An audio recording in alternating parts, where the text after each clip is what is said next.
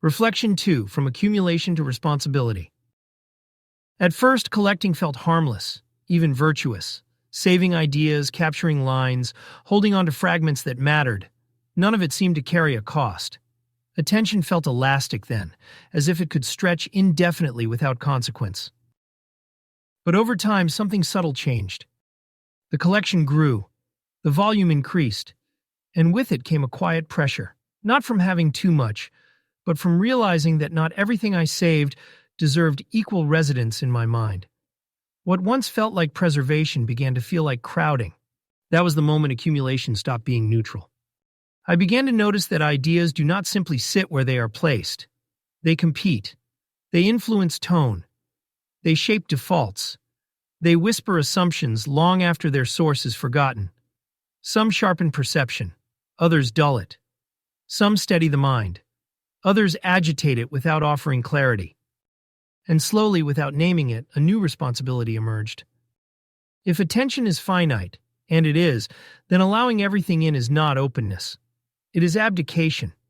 It means surrendering the inner environment to whoever speaks the loudest, repeats the most often, or triggers the strongest reaction. It means confusing exposure with wisdom. This is where the shift happened. I stopped asking only, "Is this interesting?" and started asking, "Is this worth living with?" That question changes everything. It introduces consequence. It acknowledges that the mind is not a warehouse but a habitat, that what takes up residence will shape how days are experienced, how decisions are made, how people are treated, and how the future is imagined. The role of curator did not arrive as a title. It arrived as discomfort, as the realization that I was responsible not just for what I consumed, but for what I allowed to remain. That choosing not to choose was itself a choice, one that defaulted power to noise. Gatekeeping, in this sense, had nothing to do with exclusion or superiority. It was an act of care, a recognition that protecting clarity is not rigidity, and that boundaries are not a failure of openness, but a condition for coherence. This was also the beginning of discernment, not as judgment, but as stewardship. The understanding that attention is a form of love, and that loving everything equally is another way of loving nothing well. I didn't yet know where this responsibility would lead. I didn't know it would eventually shape guideposts, frameworks, or manuscripts.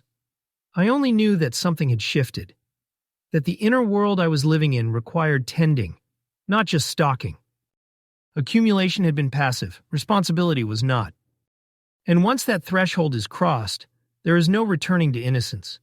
You can no longer pretend that what fills your mind doesn't matter. You begin, quietly and irrevocably, to take ownership of the space in which your life actually unfolds.